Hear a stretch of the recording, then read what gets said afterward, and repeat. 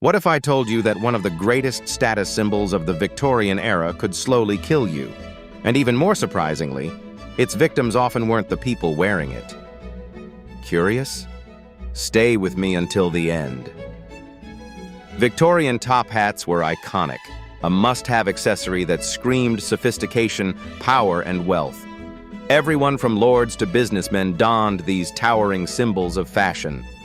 Worn to formal events, the theater, or simply to showcase one's position in society, the top hat reigned supreme for decades.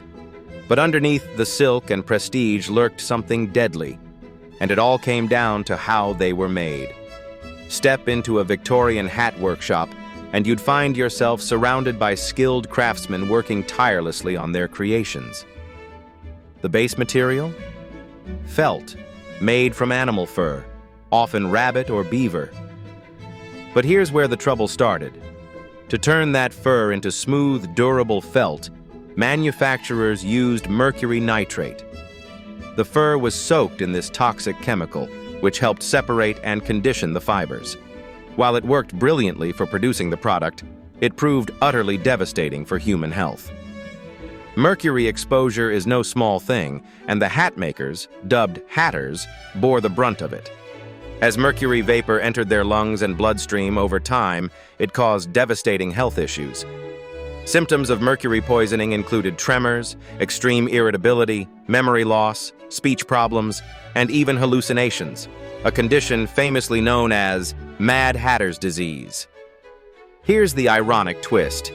Many hatters didn't connect their illness to their work, since knowledge of mercury's long-term effects was limited. These men were often deemed eccentric or crazy, a reputation tragically tied to their dedication to craft. But it wasn't just the hatters who were at risk.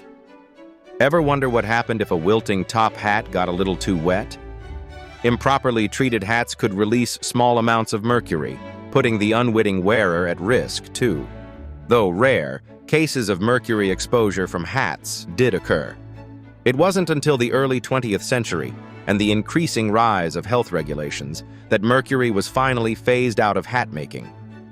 Synthetic materials gradually replaced the deadly production methods, marking the decline of this perilous chapter in fashion history.